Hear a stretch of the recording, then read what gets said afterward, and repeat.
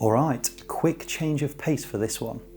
If this is the first time you are actually seeing me, that's deliberate. I'm Tom, a real ant keeper, not an ant-human hybrid, just someone who spent a lot of time keeping ants, getting things wrong, fixing them, and slowly realising that most ant keeping advice only makes sense once you understand why it exists. That's what this channel is all about. Not pretending there's one perfect way to do things, but understanding what's happening, why it's happening, and learning that in ant keeping, right isn't always right, and wrong isn't always wrong. Context matters. Now, the reason this video exists, this is a real-time winter check-in. It's slightly out of sequence, and it's because something arrived this week that doesn't play by winter rules at all. She's a tropical species. She definitely doesn't winter the way most ants do, and I also haven't named her yet. I'll explain a bit more about her first, then I'll ask for your help with the name.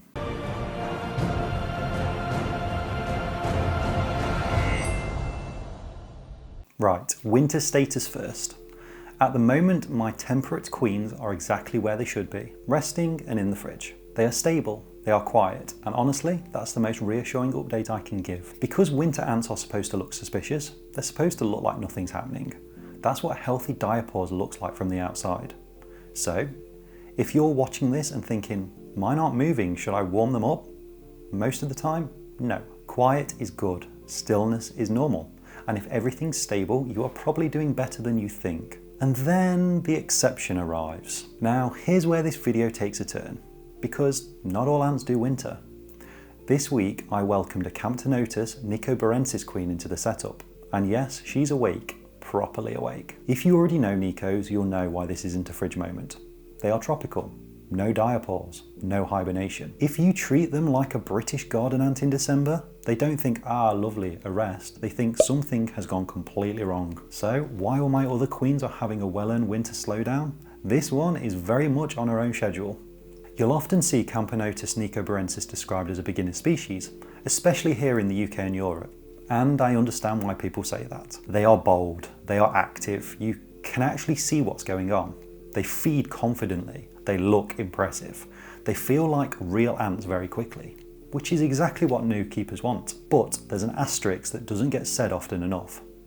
They are beginner friendly only if your fundamentals are already solid. With Nicos, you don't get much forgiveness time. If warmth is inconsistent, they feel it. If temperatures swing up and down, they feel it.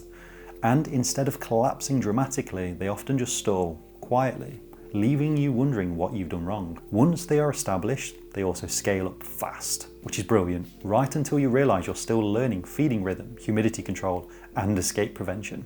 And everything suddenly grows faster than your confidence does. They're also more reactive than your typical UK Lasius. They're fast, curious, we're investigating this immediately.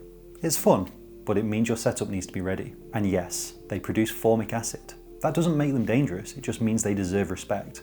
You know, no facing the outward moments. We're not doing that. So I don't think they are difficult. I think they are what I'd call beginner plus. Fantastic ants, just not the ones I'd recommend if you are learning absolutely everything from scratch. And because of all that, the plan with her is intentionally boring. Not because boring makes good content, it doesn't, but because boring makes good colonies.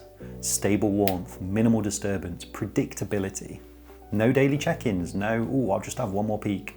No hovering over the test tube like it's going to lay eggs out of spite. Founding with this species can take time, and I'm completely fine letting her set the pace.